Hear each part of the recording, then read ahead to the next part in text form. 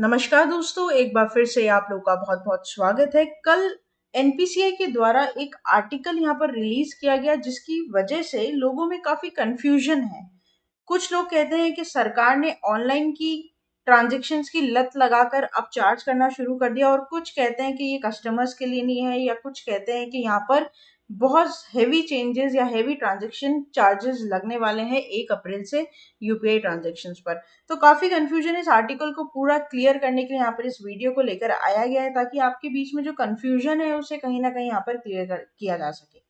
तो basically NPCI के द्वारा यहाँ पर एक आर्टिकल रिलीज हुआ था। वो रिलीज तो कुछ 4-5 दिन पहले ही हो गया था, लेकिन वो चर्चा में कल शाम को ज्यादा आया, लोगों के बीच में कंफ्यूजन उसने कुछ ज्यादा यहाँ पर क्रिएट करी।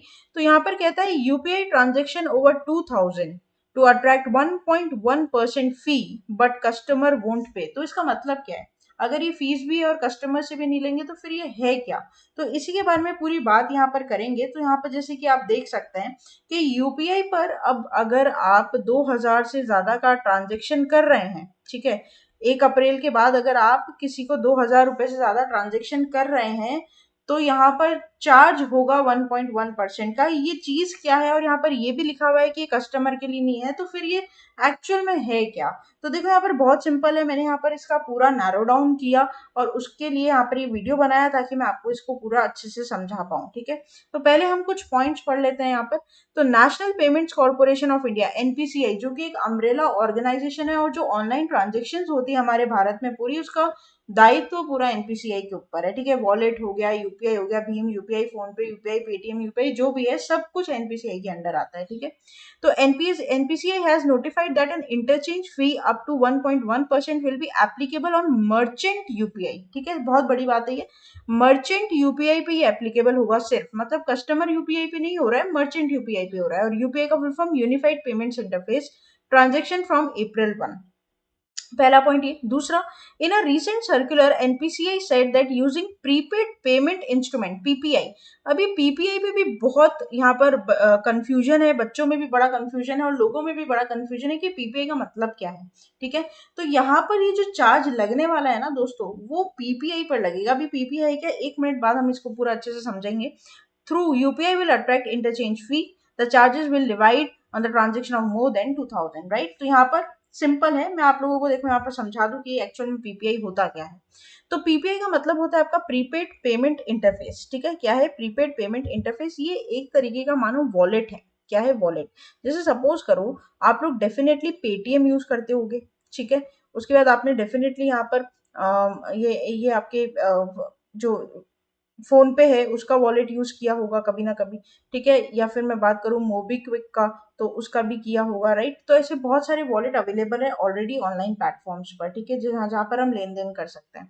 तो यहाँ पर प्रीपेड पेमेंट इंटरफेस उस वॉलेट को कहा जाता है। ठीक है, जैसे मान लीजिए कि ये पेटीएम है, पेटीएम के यहाँ पर आपको एक ऑप्शन देता है वॉलेट का। ठीक है, उस वॉलेट में आप क्या करते हैं, अपना पैसा रखते हैं। जैसे मानिए कि मेरा बैंक है एक्सिस बैंक। ठीक है, एक्सिस बैंक से मैंने यहाँ पर अपने पेटीएम वॉलेट पर, ठीक है, पेटीएम वॉलेट पर क्या किया, 10,000 रुपए वॉलेट में यहाँ पर डाल लिए।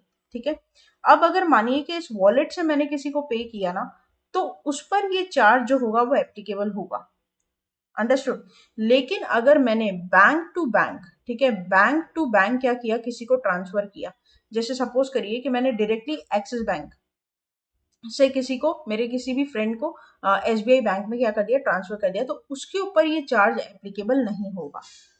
या फिर अगर मान लीजिए कि मैंने मेरे एक्सिस बैंक से किसी मर्चेंट को, ठीक है, किसी भी मर्चेंट को यहाँ पर मान लीजिए 5,000 रुपए पे कर दिए बैंक टू बैंक, क्या बैंक टू बैंक, तो उसके लिए भी ये चार्ज एप्लीकेबल नहीं होगा। मैम थोड़ा सा और समझाइए, इस पर हमें और क्लैरिटी चाहिए। देखो सिंपल है, जब आप अपना किसी भी ऑनलाइन प्लेटफॉर्म और ऐप का वॉलेट यूज कर रहे हो ना, वॉलेट में जो आप पैसे यहाँ पर डालते हो, ठीक है, और उस वॉलेट के थ्रू अगर आप किसी मर्चेंट को, ठीक है, किसी भी मर्चेंट को, जैसे मान लीजिए कि आप कोई दुकान गए, आपने वहां पर 2000 की बात है तो हम 2000 के ऊपर की बात करेंगे, मान लीजिए किसी को 5,000 रुपए का सामान खरीदा, उसको पे किया।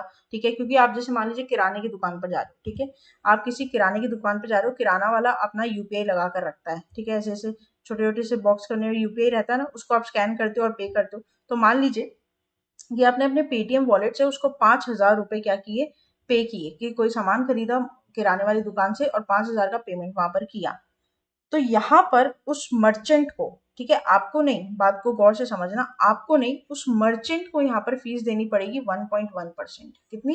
1.1%, है ना।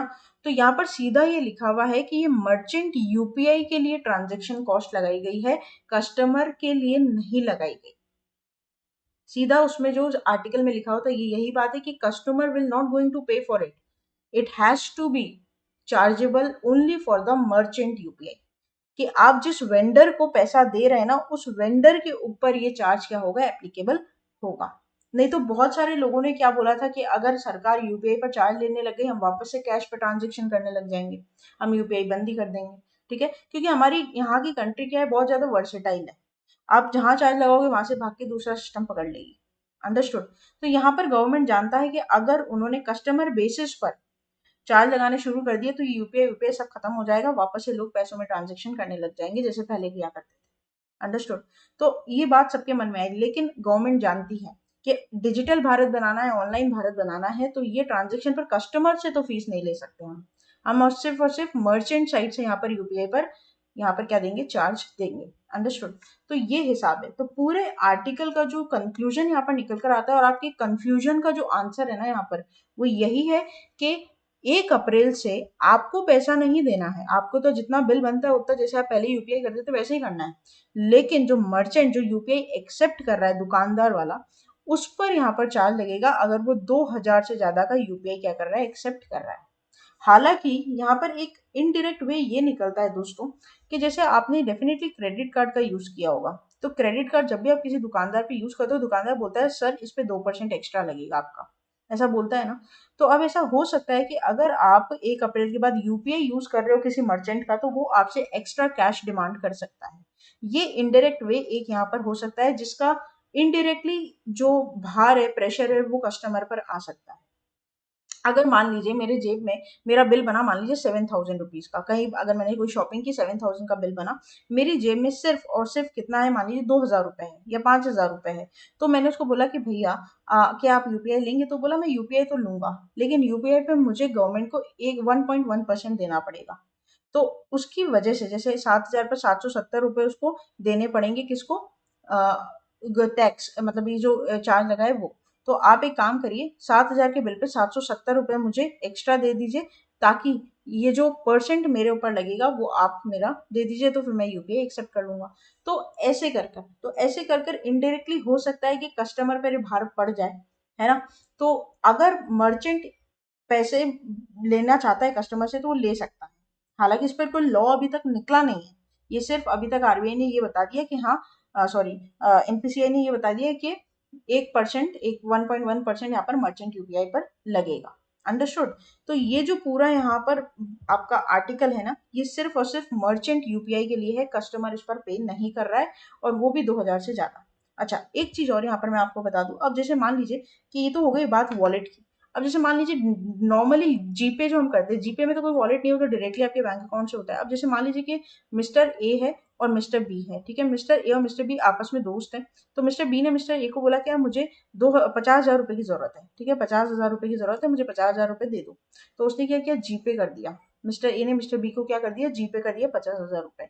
तो क्या इस पर लगेगा, तो इस पर नहीं लगेगा। क्यों? क्योंकि पहली बात तो ये पीपीआई के थ्रू नहीं है, डायरेक्ट बैंक टू बैंक है, और दूसरी बात ये मर्चेंट का नहीं हो रहा है यहाँ पर, ठीक है। तो आप अगर चाहें तो अपने रिलेटिव फ्रेंड्स को जितना पैसा चाहे दे सकते हैं और ले भी सकते हैं, कोई भी चार्ज नहीं लगेगा जब तक आप वॉलेट से मर्चेंट को पे नहीं कर रहे। सबसे बड़ी बात तो जीपे में वॉलेट होता ही नहीं है। अंडरस्टूड। वो तो डायरेक्टली बैंक से कनेक्ट होता है। अगर मान लीजिए यहाँ पर पेटीएम वॉलेट से भी अगर आप अपने दोस्त को क्या कर रहे हैं, पे कर रहे हैं, तो ये मैं आपको बता दूं तो भी आपका नहीं लगेगा, क्योंकि वो मर्चेंट नहीं है। जब तक आप मर्चेंट का यूपीआई स्कैन कर कर उसको पैसा नहीं दे रहे, वो भी आप अबव 2,000, तब तक कोई भी मर्चेंट यूपीआई पर आपका चार्ज नहीं लगेगा। वैसे भी कस्टमर पर तो चार्ज लग ही नहीं रहा है, जो चार्ज लग रहा है वो मर्चेंट पर ही लग रहा है। ठीक है, तो ये बहुत सिंपल है। अब इसमें और ज़्यादा कंफ्यूज आप मत होइएगा। एक और यहाँ पर क्वेश्चन बन सकता है, वो ये बन सकता है कि ये जो ब्रैकेट है चार्ज का वो कितना है, तो वो है 0.5% से लेकर 1.1% का। जो ये जो रेंज यहाँ पर दी है चार्जेस की, वो 0.5% से लेकर 1.1% की यहाँ पर रही है कैप। ये देखिए यहाँ पर लिखा हुआ है मैंने, ठीक है। अब यहाँ पर डिफरेंट सर्विसेज के लिए डिफरेंट है। जैसे मैं बता दूं आपको, फ्यूल के मामले में मर्चेंट को 0.5% का चार्ज देना पड़ेगा। वही अगर मैं बात करूँ एग्रीकल्चर की, रेलवे की, और आपकी, नहीं रेलवेज की नहीं, एग्रीकल्चर की, एडुकेशन की और टेलीकॉम की, ठीक है, तो यहाँ पर उसका चार्ज यहाँ पर रहेगा 0.7%। और वहीं अगर मैं बात करूँ आप लोगों की म्यूचुअल फंड्स की, ठीक है, रेलवेज की और इंश्योरेंस की, तो उस पर यहाँ पर 1.1% आपको देखने को मिलेगा। तो अलग अलग सर्विसेज पर अलग अलग है। जैसे अगर आप सुपरमार्केट जा रहे हो, ठीक है, सुपरमार्केट में ये परसेंट 0.9% है। तो अलग अलग सर्विसेज पर अलग अलग डिफरेंट सर्टेन कैटेगरीज पर सर्टेन रेंज पर फी यहाँ पर इंटरचेंज की जाएगी। तो वैसे जितना भी यहाँ पर आर्टिकल में दिया था वो सारा मैंने यहाँ पर आपको बता दिया। मोटा मोटी जितने भी सर्विस सेक्टर है सब यहाँ पर इंक्लूड हो गए हैं। और भी आगे अगर इस पर कोई क्लैरिटी मिलेगी तो डेफिनेटली यहाँ पर आपको कन्वे कर दी जाएगी। अंडरस्टूड। तो यहाँ पर प्लीज आप कंफ्यूज मत होइएगा। आपको घबराने की जरूरत नहीं है, घबराना मर्चेंट को है कि मर्चेंट अब किस तरीके से यूपीआई एक्सेप्ट करेंगे नहीं करेंगे, क्या वो ये प्रेशर कस्टमर्स पर डालेंगे नहीं डालेंगे, तो वो हम आगे देखेंगे। और एक बड़ी चीज और यहाँ पर एनपीसीआई ने कही है कि ये 1 अप्रैल से जरूर लागू की जा रही है, 1 अप्रैल 2023 से ही लागू की जा रही है, लेकिन इसका एक रिवीजन यहाँ पर होगा 30 सितंबर 2023 को। 30 सितंबर 2023 को रिवाइज किया जाएगा कि एक्चुअल में जो ये यहाँ पर लागू की गई है स्कीम, ये किस तरीके से यहाँ पर रिजल्ट दे रही है, क्या ये सही है, क्या ये सही से काम कर रही है, क्या ये मर्चेंट कस्टमर्स पर कोई ऐसा दबाव तो नहीं डाल रहे। तो 30 सितंबर को एक रिव्यू कमेटी वापस बैठेगी इसी डिसीजन के ऊपर।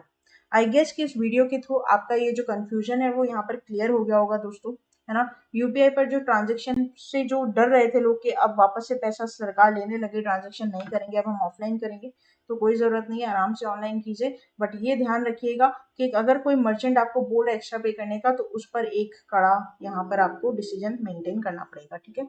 तो आशा करते हैं कि वीडियो आपको इन्फॉर्मेटिव लगा होगा, अच्छा लगा होगा, तो लाइक ज़रूर करिएगा। हमारे यूट्यूब चैनल को सब्सक्राइब कर लीजिए ताकि ऐसे वीडियोस, ऐसे अपडेट्स आपको रेगुलर मिलती रहे। आप हमें डायरेक्टली टेलीग्राम चैनल पर ज्वाइन कर सकते हैं और आप लोग हमारी official website that is avision.co.in पर भी विजिट कर सकते हैं। तब तक के लिए बने रहिए। Thank you so much and have a nice day.